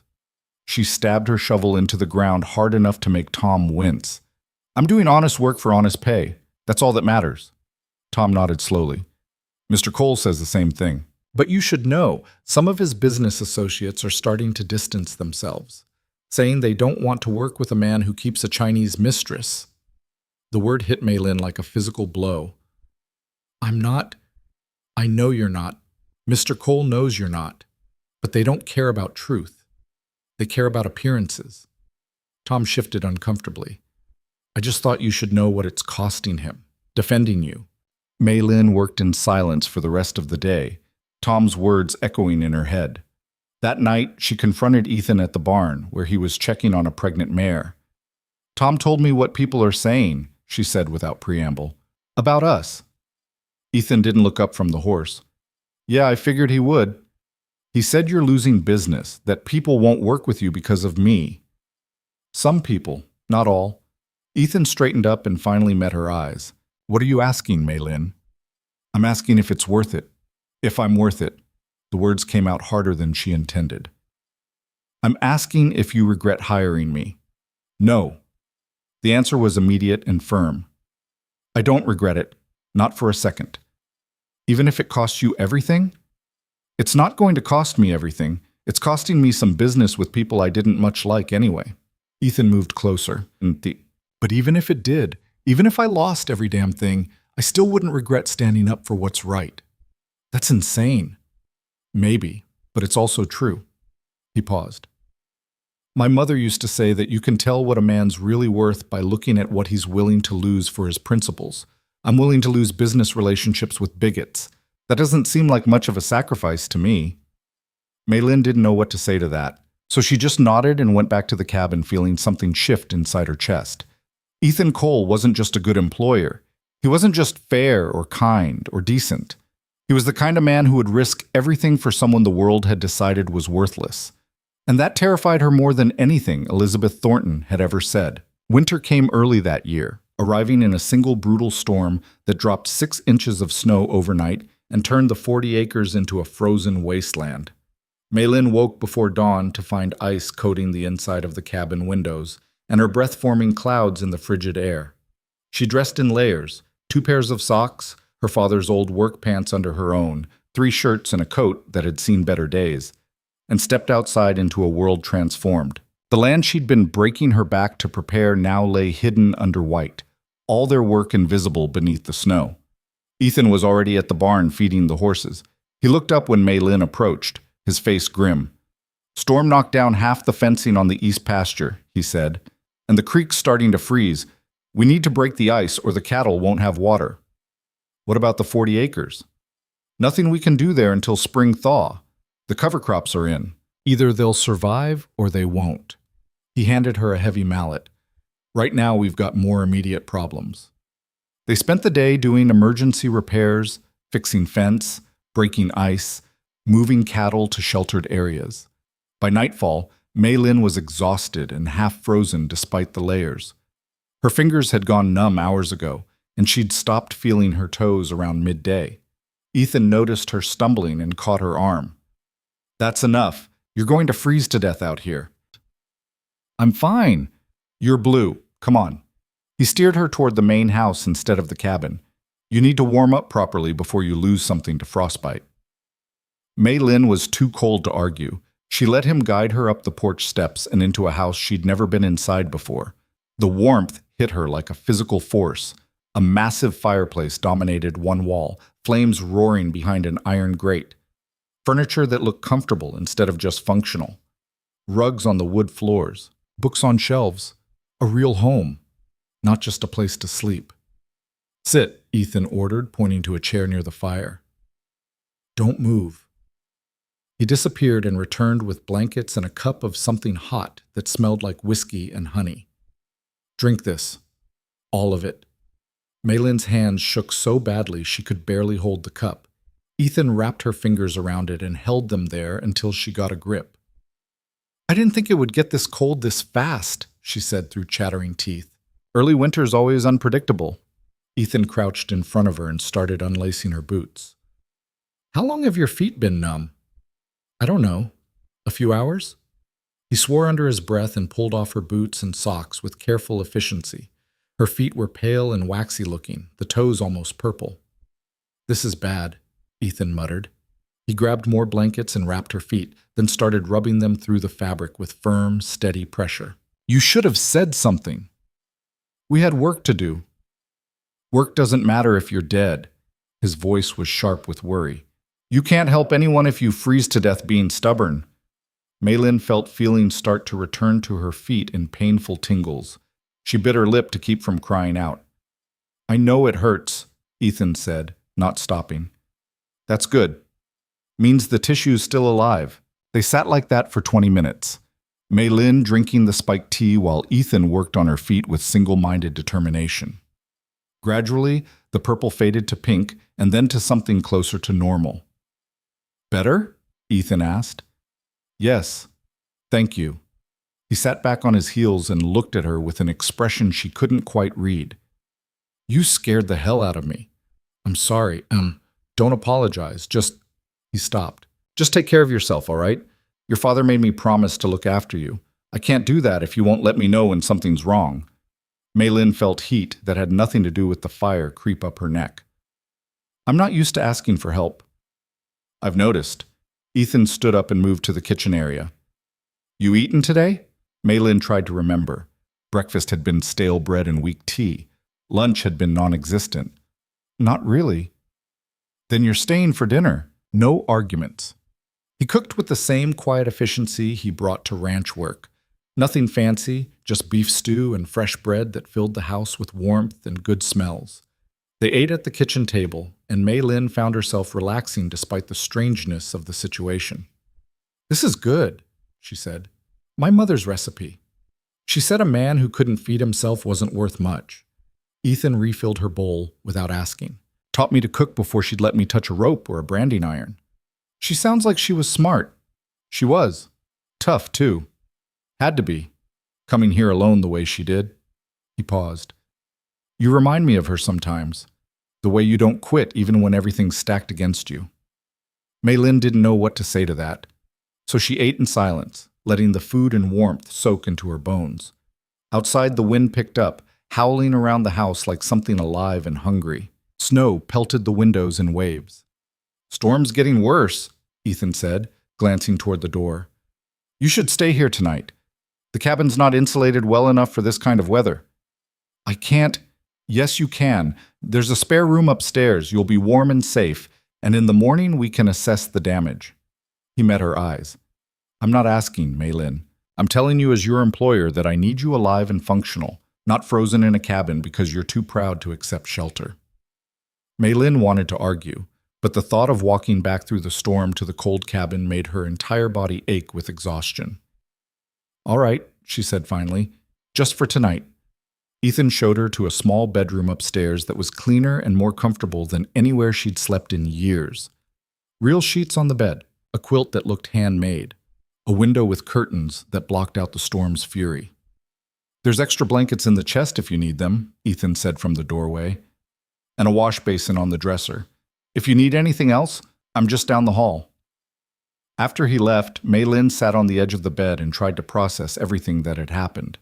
She was in Ethan Cole's house, in his spare bedroom, wearing borrowed clothes because hers were too wet to sleep in. Elizabeth Thornton's voice echoed in her head, poison sweet.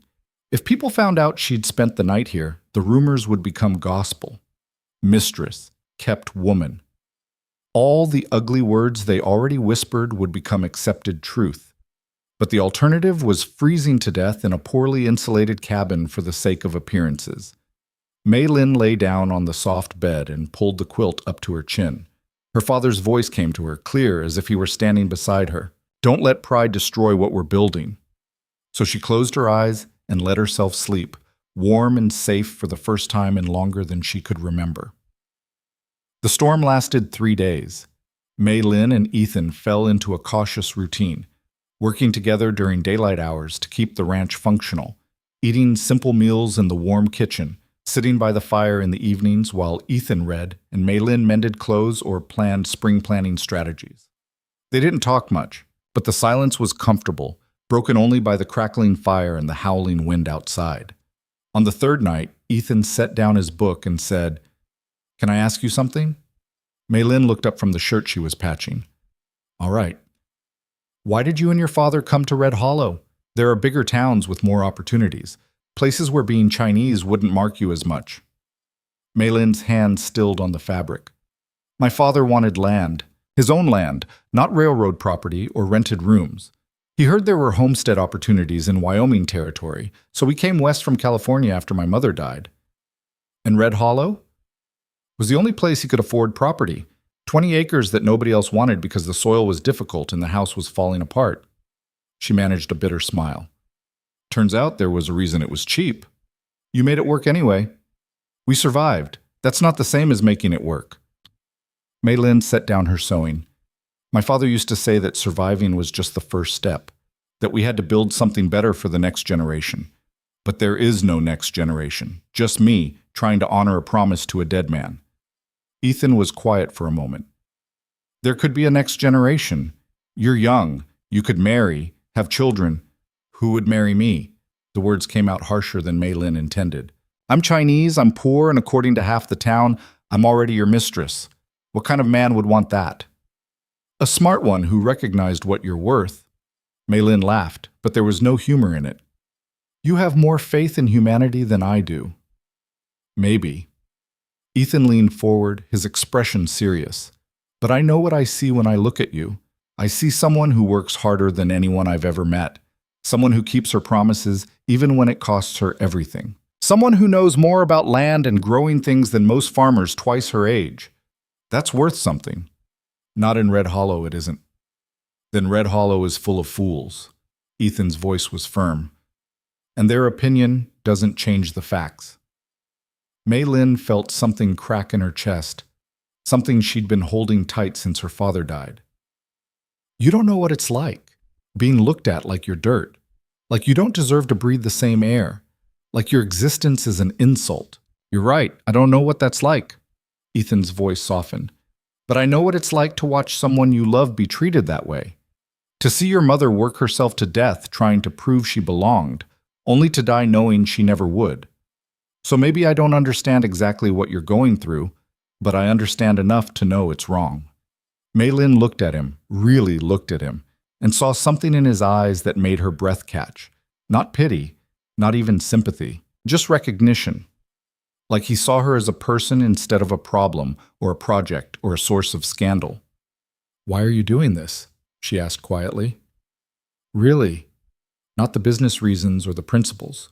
Why do you care what happens to me?" Ethan was silent for so long that Maylin thought he might not answer.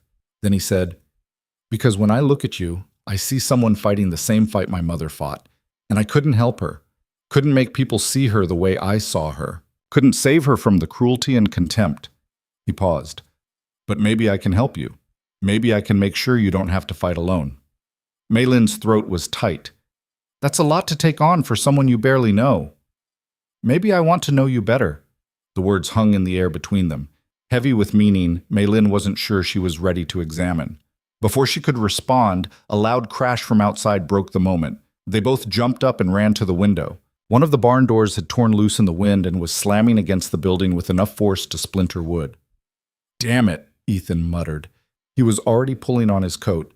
"I need to secure that before the whole door comes off." "I'll help," Maylin said, grabbing her own coat. "You don't have to." "I know. I'm helping anyway." They fought their way through snow and wind to the barn, working together to wrestle the damaged door back into place and secure it with rope and spare boards. By the time they finished, they were both soaked and shivering. Back in the house, dripping water on the floor, Ethan started laughing. "What's funny?" Maylin asked, wringing water from her braid. "This. Us. Standing here half frozen because we were too stubborn to let a barn door go until morning." He shook his head. "Your father was right. You are stubborn." "Takes one to know one," Maylin shot back and found herself smiling despite the cold and exhaustion. They changed into dry clothes and returned to the fire, and something had shifted between them. The careful distance they'd been maintaining had cracked, leaving something warmer and more dangerous in its place. Maylin felt it in the way Ethan looked at her when he thought she wasn't watching. felt it in her own racing heart when their hands accidentally touched passing firewood, felt it in the charged silence that stretched between them like a wire pulled too tight. She should have been scared, should have remembered Elizabeth's warnings and the town's judgment and all the ways this could go wrong. But all she could think about was the way Ethan had wrapped her frozen feet in blankets and rubbed feeling back into them. The way he'd defended her to the wealthiest people in the territory without hesitation. The way he looked at her like she mattered. "Ethan," she started, not sure what she was going to say.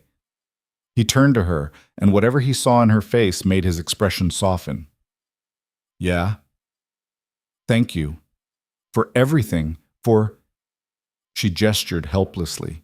"For seeing me. Hard not to see you when you're right in front of me." His voice was gentle. "Question is, what do you see when you look at me?" Maylin thought about it, really thought about it. "I see someone who keeps his promises, someone who works as hard as anyone on his ranch, someone who—" She paused. "Someone who makes me believe things could be different than I thought they were." Different how? Different like, maybe I don't have to fight alone. Maybe there's someone who'll stand beside me instead of against me. The words came out barely above a whisper. Maybe I'm worth more than I thought I was. Ethan moved closer, and Maylin's heart hammered in her chest. "You're worth a hell of a lot more than this town wants to believe. Don't ever doubt that." They stood there, close enough that Maylin could feel the heat radiating from his body, close enough to see the exact shade of gray in his eyes.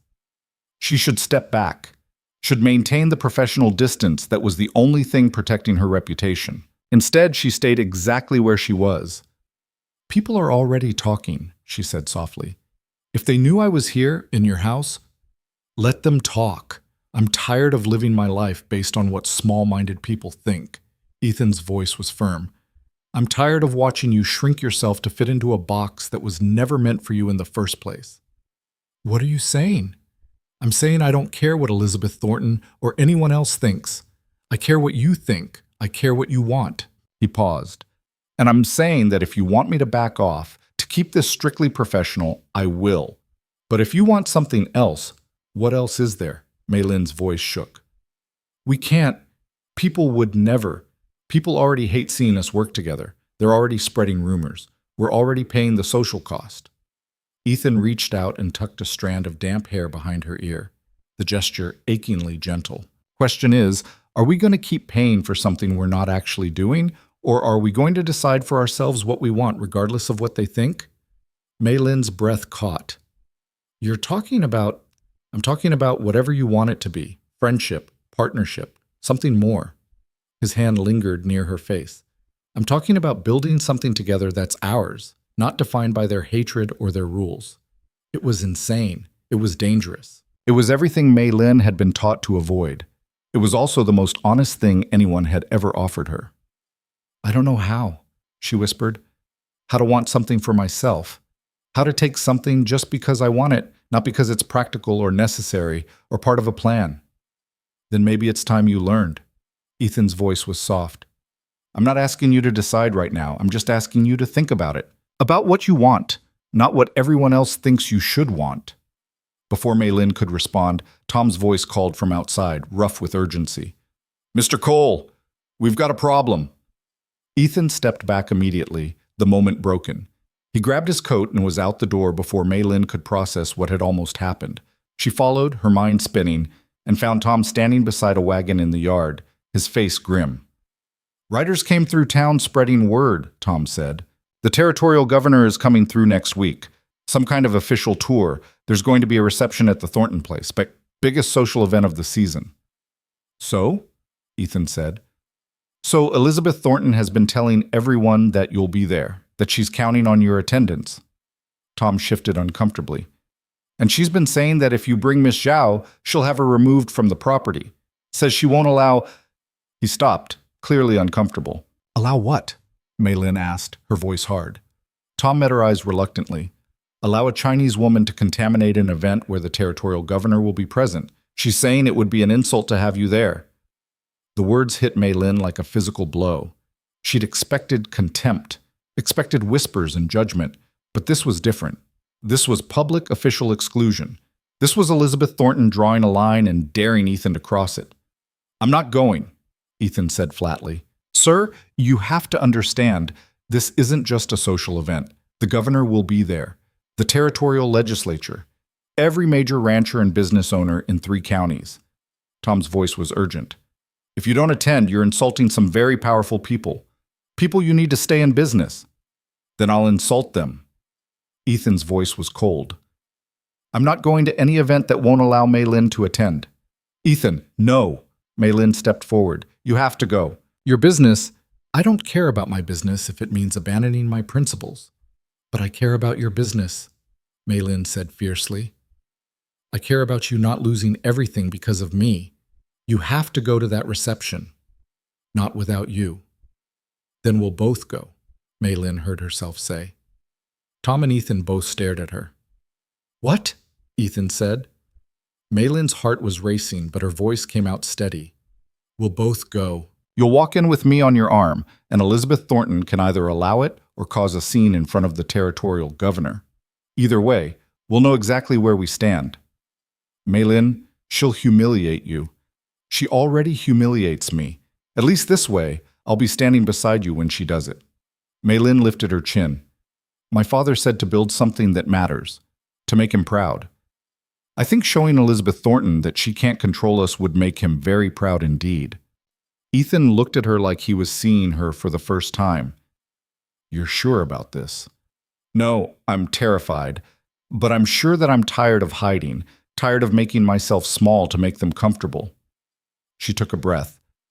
"And I'm sure that if we're going to pay the price anyway, we might as well earn it." A slow smile spread across Ethan's face.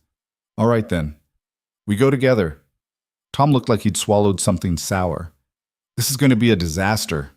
"Probably," Ethan agreed, "but it'll be one hell of a show." The week before the reception passed in a strange blur of normalcy and tension. The storm broke, leaving behind clear skies and bitter cold. Mei Lin returned to the cabin, though she found herself eating dinner at Ethan's house more nights than not. They didn't talk about what had almost happened between them, but it hung in the air like smoke, present and impossible to ignore. 3 days before the event, Mei Lin realized she had nothing appropriate to wear. Everything she owned was work clothes or the patched dress from her mother's scraps. She couldn't walk into the territory's most elite gathering looking like a beggar. She was sitting at the cabin table, staring at her limited options and fighting despair, when someone knocked on the door. It was Dr. Peterson's wife, a kind-faced woman named Margaret, who Mei Lin had met only once before. "Mrs. Peterson?" Mei Lin said, surprised. "Is something wrong?" "Not wrong, dear. May I come in?" Mei Lin stepped aside, confused. Margaret entered carrying a large bundle wrapped in brown paper. "I heard you're attending the governor's reception," Margaret said without preamble, "and I thought you might need something suitable to wear." She set the bundle on the table and unwrapped it, revealing a gown in deep blue silk. Mei Lin's breath caught. "I can't. That's too much." "It was my daughter's. She's married and living in San Francisco now, and she left several dresses behind." Margaret smoothed the fabric with gentle hands. "This one never suited her coloring, but I think it would be beautiful on you. And before you refuse, please know that my husband told me what your father did for my arthritis. How he gave me back the use of my hands when nothing else worked. This is a small repayment for that gift." Mei Lin felt tears prick her eyes. "I don't know what to say." "Say you'll wear it. Say you'll walk into that reception with your head high and show them all what real dignity looks like." Margaret's voice was firm. "Elizabeth Thornton has needed someone to stand up to her for years. I'm glad it's going to be you." After Margaret left, Mei Lin tried on the dress. It fit almost perfectly, needing only minor adjustments at the waist. She stood in front of the small mirror and barely recognized herself. The woman looking back was elegant, composed, worthy of standing in any room. She just had to convince herself of that. The night before the reception, Ethan found her in the barn, obsessively checking on the winter plantings, even though there was nothing to check until spring. "You're nervous," he said. "I'm terrified." Mei Lin didn't see the point in lying. "What if I embarrass you? What if I say the wrong thing or use the wrong fork or—" "You won't."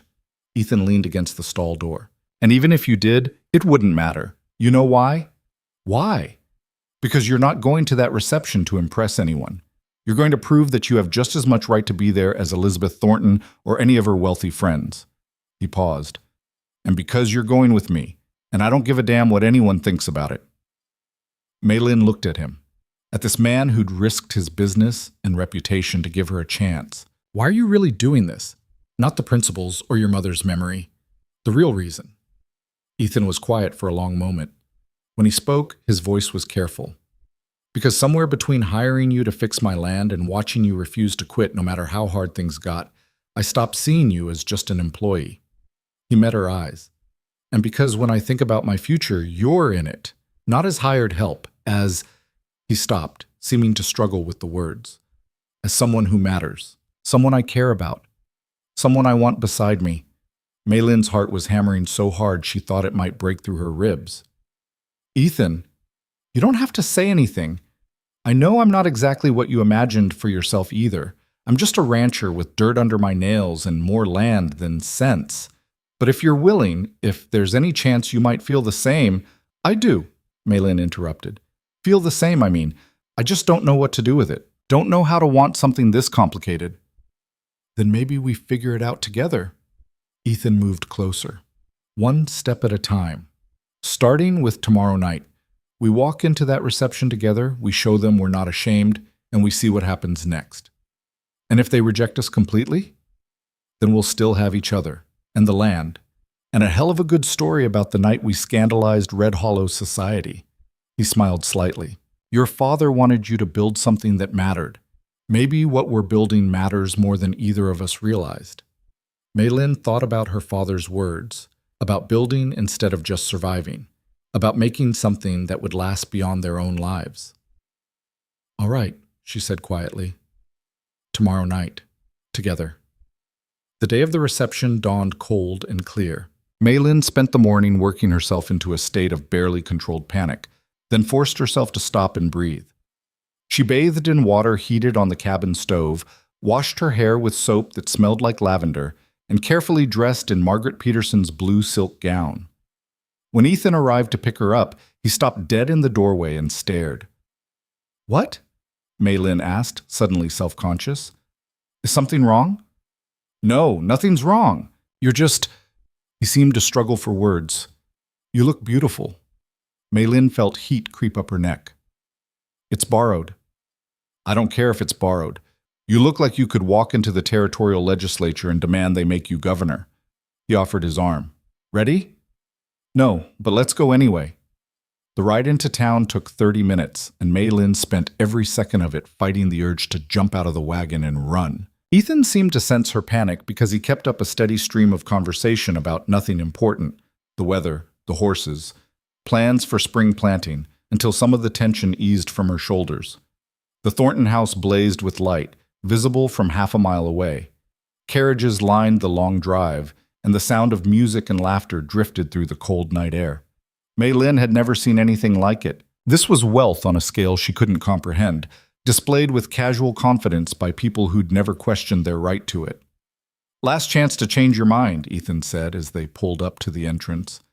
I'm not changing my mind. Maylin lifted her chin. Are you? Not a chance in hell. He climbed down and came around to help her from the wagon, his hand steady and warm when she took it. They walked up the steps together, and Maylin was aware of every eye turning toward them.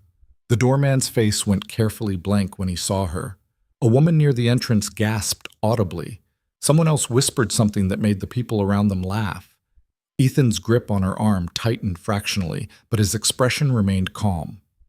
They walked through the massive front doors into an entrance hall that seemed bigger than Maylin's entire house. The room fell silent. Elizabeth Thornton stood near a towering Christmas tree, resplendent in emerald green silk, surrounded by her usual circle of wealthy friends. When she saw Maylin, her face went white, then red, then settled into an expression of pure fury. She crossed the room in a rustle of expensive fabric, her eyes locked on Ethan. Mr. Cole, she said, her voice carrying across the silent hall. What a surprise to see you. And with... She turned to Maylin with a smile that could cut glass. A guest. How unexpected. Miss Thornton, Ethan's voice was polite but cold. Thank you for the invitation. May I present Miss Mei-Lin Zhao? I know who she is. Elizabeth's smile didn't waver. Though I'm surprised to see her here. I was under the impression this was an event for respectable members of the community. The insult was so blatant that several people gasped. Mei-Lin felt like she'd been slapped, but she forced herself to stand straight and meet Elizabeth's eyes. I'm here as Mr. Cole's guest, she said quietly. If that's a problem, of course it's a problem. Elizabeth's voice rose. You think you can just walk into my home wearing a borrowed dress and pretend you belong here? You're nothing but a Chinese immigrant who sells vegetables at the market. You have no business at an event like this. Then I'll leave, Mei-Lin said, her voice steady despite the humiliation burning through her. I have no desire to cause a scene. Actually, I think the scene's already started.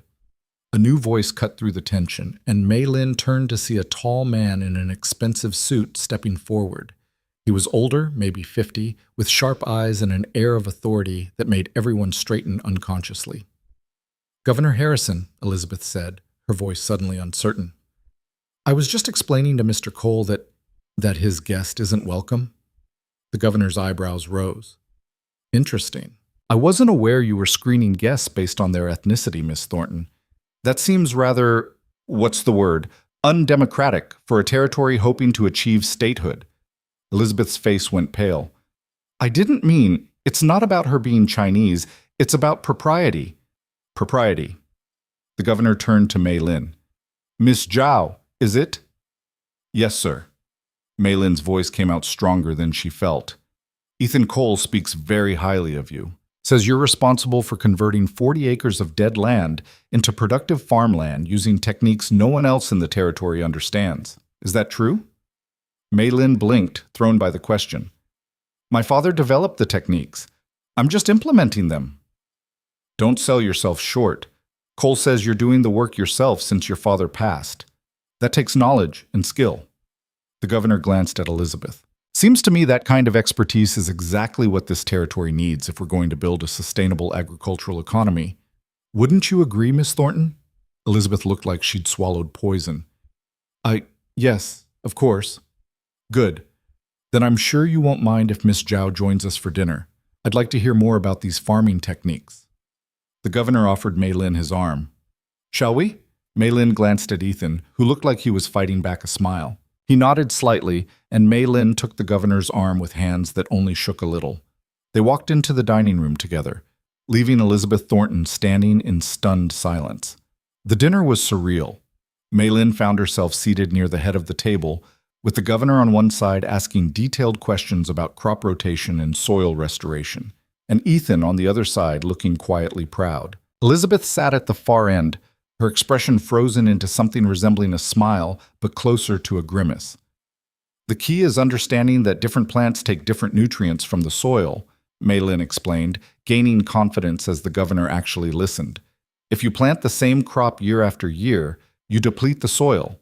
But if you rotate with nitrogen-fixing plants like clover or beans, you restore what was lost. Fascinating. And this is common knowledge in Chinese agriculture? It's been practiced for centuries. My father learned it from his father, who learned it from his father. The knowledge goes back generations. Precisely the kind of traditional wisdom we need to incorporate into our modern practices. The governor turned to the rest of the table. Ladies and gentlemen, this is why immigration strengthens our territory. People like Ms. Zhao bring knowledge and skills we desperately need. We should be welcoming them, not excluding them. The pointed look he gave Elizabeth made several people cough into their napkins to hide smiles. After dinner, people began to mingle. Mei-Lin found herself surrounded by curious ranchers asking questions about her techniques, by wives wanting to know where she'd gotten her dress, by businessmen interested in the potential profits from properly managed land. She was explaining soil pH to a cattle rancher from Montana when Ethan appeared at her elbow. "Can I steal you for a moment?" he asked. They slipped out onto a side terrace, away from the crowd and noise.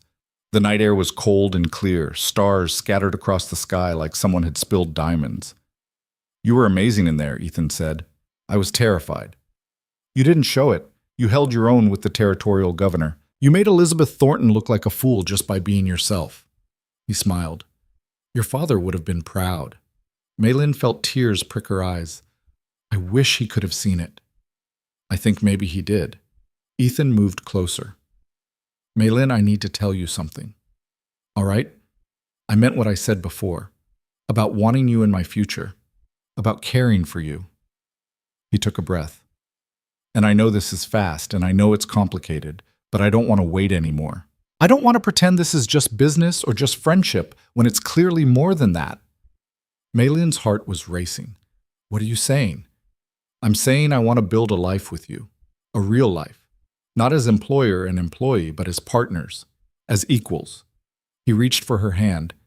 I'm saying I love you, Maylin Zhao, and I want to marry you if you'll have me. The world seemed to tilt sideways. Marry, Ethan. People will never accept it. Some people won't, but some will. The governor seemed pretty accepting. Dr. Peterson and his wife, Tom and the ranch hands. The people who matter will come around. He squeezed her hand. And the ones who don't, well, we don't need them anyway. It would make things so much harder for you. It would make things better for me because I'd have you. His voice was firm. I don't want a comfortable life built on compromises and caring what bigots think. I want a real life with someone who challenges me and works beside me and makes me want to be better than I am. I want you. Maylin looked at him, at this man who'd defended her, hired her, stood beside her when the whole town wanted her gone. This man who'd seen her not as foreign or lesser or strange, but as worthy, as equal, as someone who mattered. My father made me promise to build something that mattered, she said softly. I think building a life with you would matter more than anything else I could do. Is that a yes? That's a yes. Maylin smiled through tears. I'll marry you, Ethan Cole, and we'll build something that lasts. He kissed her then, gentle and sure, and Maylin felt something settle into place inside her chest. This was what belonging felt like. Not acceptance from people who'd never wanted her, but choosing someone who chose her back. Building something new instead of fighting for scraps of the old. When they pulled apart, Ethan was grinning. We should probably go back inside before people start talking. People are already talking. Let them.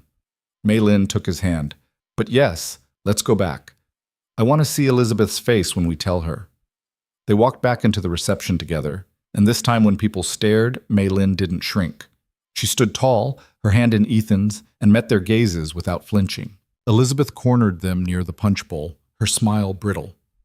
Well, you certainly made an impression tonight, though I suspect tomorrow people will remember this for all the wrong reasons. Let them remember it however they want, Ethan said. We've got news that might interest you anyway. Oh? Miss Zhao has agreed to become my wife. Elizabeth's face went through several interesting color changes. You can't be serious. Completely serious. We'll be married in the spring, after the planting's done. Ethan's voice was cheerful. You're welcome to attend if you can manage to be civil. You're making a terrible mistake. Funny, that's not how it feels. Ethan looked at Maylin with such open affection that several nearby women actually sighed. Feels like the best decision I've ever made. Elizabeth opened her mouth, closed it, opened it again. Finally, she just turned and walked away, her back rigid with fury. That was cruel, Maylin said, trying not to smile. That was justice. Ethan pulled her closer. Come on, let's dance. I don't know how to dance. Then I'll teach you, right here, in front of everyone. So they danced, awkward and laughing, while half of Red Hollow's elite society watched in various states of shock and fascination. And Maylin realized that this moment of choosing joy over fear, of building something new instead of accepting the limitations others tried to impose, this was what her father had meant about making him proud. Spring came early that year, arriving in a rush of melting snow and green shoots pushing through thawed earth. Maylin spent her days working the 40 acres with single-minded determination, and Ethan's gamble paid off spectacularly. The cover crops they'd planted filled in thick and healthy. The soil tested rich with nutrients. The irrigation channels worked exactly as her father had planned. By late April, they had the first real crop going in, a mix of wheat, beans, and vegetables that would feed the ranch and provide surplus for sale. Other ranchers started coming around asking questions, wanting to know how Maylin had brought dead land back to life. She told them. All of it. The techniques her father had taught her, the principles of crop rotation and soil restoration, the importance of working with the land instead of against it. Some listened, some dismissed her. But enough listened that word began to spread. The Chinese woman at Cole Ranch knew things worth knowing.